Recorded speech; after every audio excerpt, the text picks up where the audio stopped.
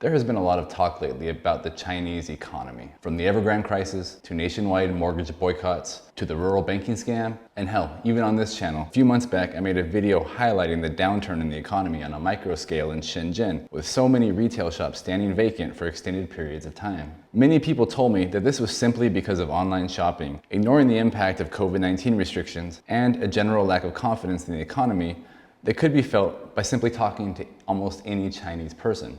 In that video, I pointed out the very obvious downturn, but I also said that I remained hopeful that China would be able to avoid the worst possible scenario. I still feel that way. There are some that disagree with me, even going so far as incorrectly predicting to the day when the inevitable collapse of China would arrive. Well, of course, that day of collapse has come and gone, and China is still trucking along, same as ever. Now, on this channel here, I don't have any interest in lying to you, so I will say that my friends in China are not finding the current epidemic situation very easy. Some of my friends are worried about money, they're devoid of hope, and in general, people are very tired of the COVID restrictions. But life continues to go on, and many Chinese people are very resilient. So what I want to do today is take a look at some of that resilience and show you a little bit about how China can take a difficult situation and arguably very heavy-handedly tip the scale in their favor. Last year, I took a trip to Ordos in Inner Mongolia. This is China's most famous ghost city. This is the city that anytime there's a story on ghost cities in China, it will inevitably be brought up, laughed at,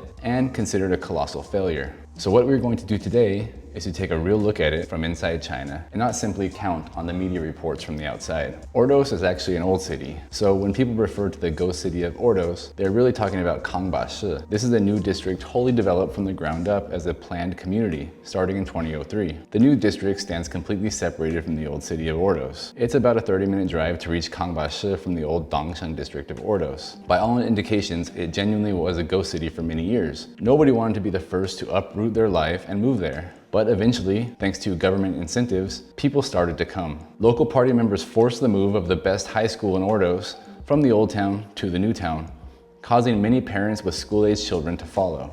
In China, education is generally considered to be one of, if not the most important things. Parents do not just want their child to get into top universities, they compel them to. And the best way to do that is by getting them into top high schools, top middle schools, and so on down the line, even in some cases starting at top preschools. Reports online differ with regards to the current population of Kangba-shi district in Ordos, and I have no way to know which number is accurate. The range seems to be somewhere around 150,000 to 300,000 inhabitants. Some estimates conclude that up to 70% of homes are now occupied. All the video that is on the screen now and has been on the screen is video that I took while I was in Ordos. My feeling when I was there was that Kangba-shi was a quiet city, but it was by no means currently a ghost city. The streets were wide and traffic was sparse, but everything was meticulously maintained and certainly not left to rot like so many abandoned developments in China. The people that I encountered there were friendly, and those that I talked to told me that they liked living in Ordos. I've seen some comments online saying that Ordos feels particularly dystopian, but I felt the opposite, especially compared to many Chinese cities that feel unplanned and at times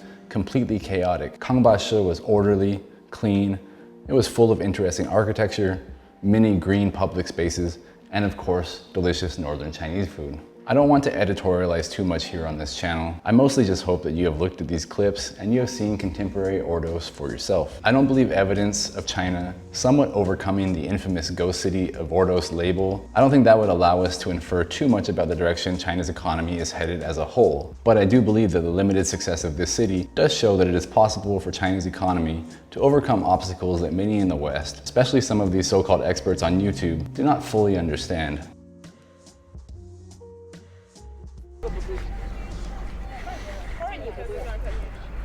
Hello. Nice to meet you. Good to meet you too. 你的英文很好。爱的中国，亲爱的母亲。 So they're singing I Love You China. 我为你流泪，也为你自豪。是拍抖音吗？啊？拍抖音吗？不是，是拍那个博物馆吗？是吗 ？No， 是拍什么？我们是拍那个《我爱你》红歌。我知道。For what purpose？ 为什么？什么原因？啊？你的单位 Yes. 哦 ，OK。 And for my heart. 哦，很好。我也爱中国。Yes. 嗯，好的，你们加油。谢谢。拜拜。Easy, what do you see? 叫什么名字呀？你叫什么？说你叫啥名字？悠悠。瑶瑶。名字呢？悠悠。悠悠。悠悠。悠悠，你几岁啊？3岁。你几岁了？你和叔叔打招呼了吧？你和叔叔在这儿。对，你和叔叔握个手，说叔叔你好。哎呀，别害羞，别害羞。没事啊，你和叔叔打个招呼吧。哇，这是谁的狗狗呀？是谁的狗狗？谁的狗狗呀？谁的狗狗呀？不知道，你看谁家的狗狗呀？是我的，叔叔的狗狗。是美国叔叔。是吧？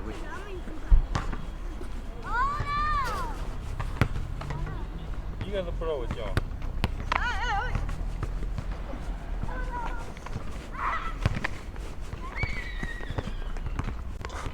I just realized this library is in the shape of books, right? There's 3 books on a bookshelf. Very cool. And this is an automatic 24-hour book retrieval system and probably book deposit as well. I don't know how it works. It's 24 hours though, and it's locked. So it's 0 hours at the moment. But it's supposed to be a 24-hour book repository, suppository, depository, Lee Harvey Oswald, whatever. It always amazes me too how much money China must have, because so many cities, not every city mind you, but so many cities are just flowers, fresh flowers everywhere all year round. All this greenery must take extensive amounts of water and planning. Anyway, all these flowers and green space, like in Shenzhen and here and a lot of other cities, it costs an immense amount of money, and it adds value in the sense of your happiness and your well-being as a citizen of this place. But this space could also be used for, look at all this green space over here. It could also be used for building more buildings and more industry, right? But it's really great that China has committed a lot to adding green space to a lot of cities. It really depends on your local government though. 哦，以前这里 Ordos 耳朵是吧？对啊，哦，现在人多。人多了。 So what I want to ask is, have you been to Ordos? Have you been to the new city, the ghost city? What was your impression? When did you go? How did you feel about it? If you've been there, please leave a comment, obviously right down below. I would love to hear your thoughts. And remember to like, subscribe, ring the bell, and of course, call your parents from time to time because I'm sure they would really appreciate that. Bye-bye.